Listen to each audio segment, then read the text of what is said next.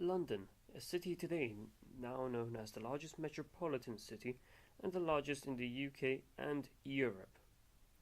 However, the land wasn't anywhere like this almost 2000 years ago, so we will be going back to how it was founded, and where we should start is by the Roman conquest of Britain.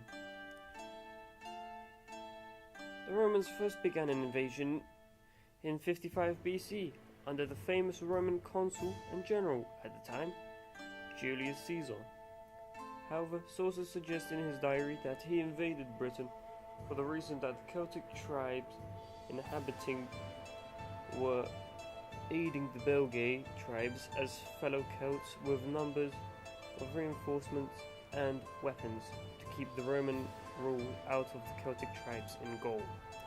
Along with this, the Romans had little knowledge besides from merchants who went in to trade with the Celts inhabiting the island, in which some merchants wanted to go in and exploit the land for its resources, which they believed was gold.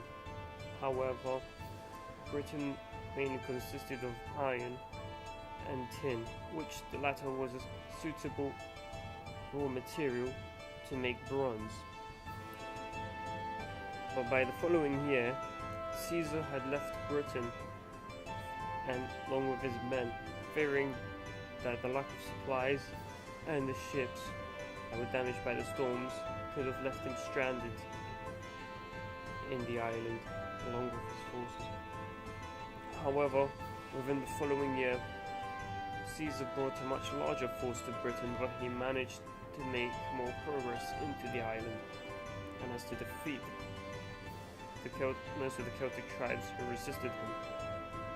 At the end of the result, Caesar made a treaty with the tribes of Britain that he would leave Britain in return for tribute. It could also be said that he wanted to leave Britain mainly due to squabbles and problems that was going on in Rome, along with the Senate and other figures who were killed, such as Crassus.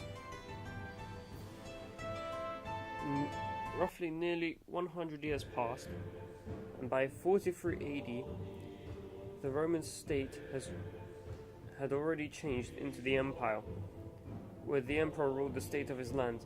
The emperor Claudius, the uncle of the infamous Caligula, became emperor after Caligula's death, as Caligula had been more of a nuisance to ruling the Roman Empire. For example, he brought the army on a campaign which resulted in nothing, as he was meant to go and conquer Britain, but instead of bringing any skilled craftsmen to build ships or sailors, he declared war on Neptune, the god of the sea, which he had ordered his men to capture or kill any sea creatures, such as fish, shells, and any other inhabiting creatures of it. Now, as well as that, he usually just partied about whilst idling away from any campaigns of conquest which most of the armies came for. And by the end, he was left by being assassinated by his own Praetorian guards, which may have been plotted by senators who desired to bring the Senate rule back into the Roman Empire, which, however, ended Claudius to rule by coincidence, as the Praetorians favoured to have Claudius and to remain as being ruled by an emperor. However, he was also a puppet for the Praetorians, as it could be claimed, as his only way of ascension. The opportunity to go and conquer Britain due to a handful of factors, such as that Britain has never been under official attempt of conquest since the time of Caesar, which, if Claudius had managed to conquer Britain, he would gain much prestige from it, as Caesar was seen as one of the top people of Rome. As well as that, it would also end the raids coming across the English Channel from Britain, which were harassing people and other businesses in the Gallic provinces. It will also move the troops who are garrisoned from Northern Gaul to Britain, which would instead be using the stocks of Britain instead of Gaul.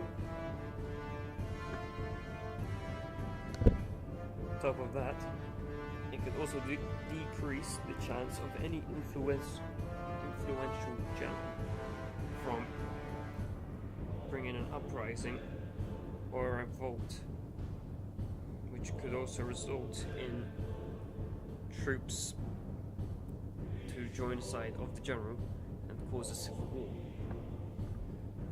As if there was more troops focused on one location, the general could use these troops by the availability of them. However, after the conquest of Britain by 47 AD, Londinium was founded, mainly because the area was rather suitable for trade and transportation from the River Thames. The area, on the other hand, was very different compared to us today. The river was shallower and wider, and the Romans as well had built the first bridge of London, which was from the city of London today to Southwark. But by 60 to 61 AD, the Iceni revolt had happened, mainly due to the broken promises of the husband of Boudicca, which the Romans had violated the promises. And due to the anger and outrage of such an action, what the tax collectors did to Boudicca and her daughters, Boudicca rose up the tribes of the Iceni and any other who joined her rebellion.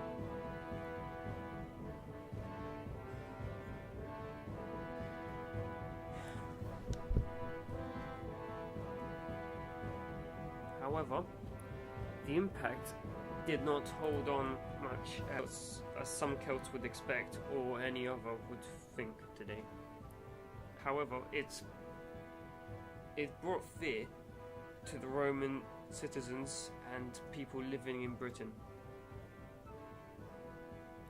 as well as the Roman influence into Britain, as the revolt could have been more catastrophic, as cities such as Camulodunum, modern-day Colchester, which was the capital of the province of Roman Britain, Londinium, and Verulamium, with 80,000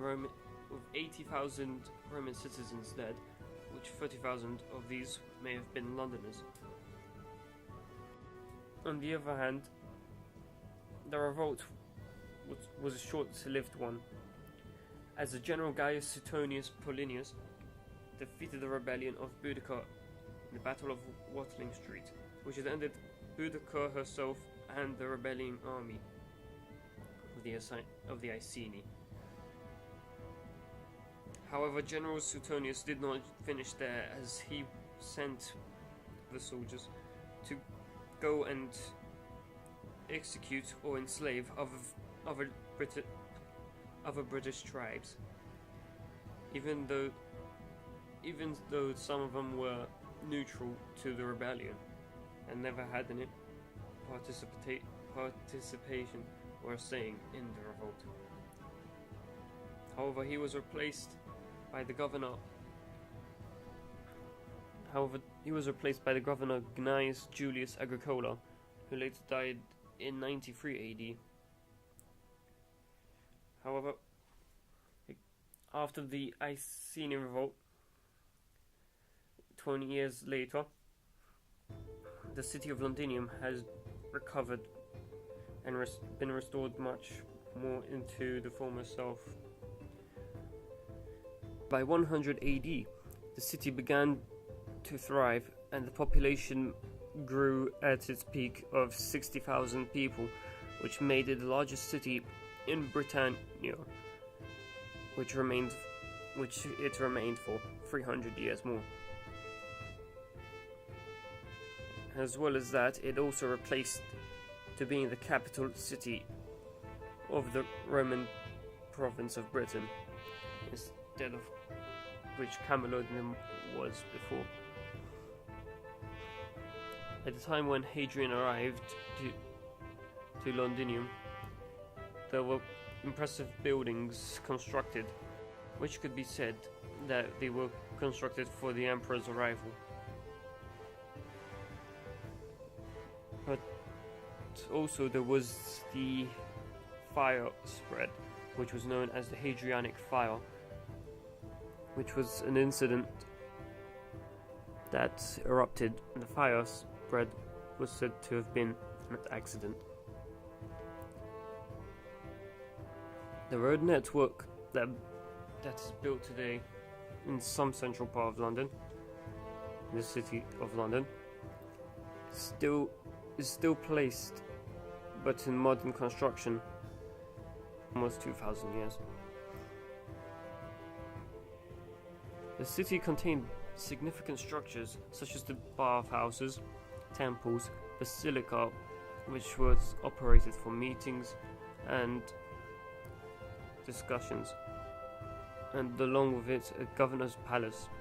By the 3rd century AD, due to the fear of Pictish invasions and raids, the Roman city of London had walls constructed which were 3 miles long, 20 feet high, and 8 feet wide,